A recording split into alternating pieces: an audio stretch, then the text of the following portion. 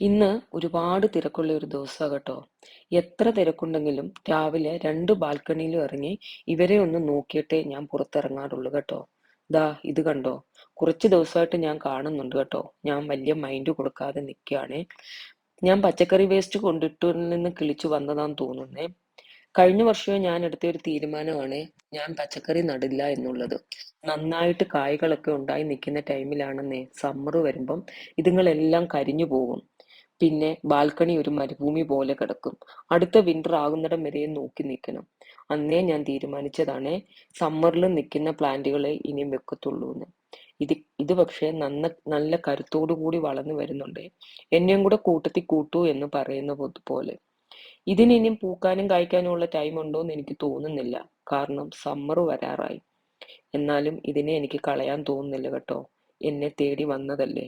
വൈകിട്ട് വന്നിട്ട് ഇതിനെ വേറൊരു കൂട്ടിലോട്ടാക്കി നമുക്ക് നോക്കാം. നിൽക്കുന്നിടത്തോളം ഇത് നിൽക്കട്ടെ.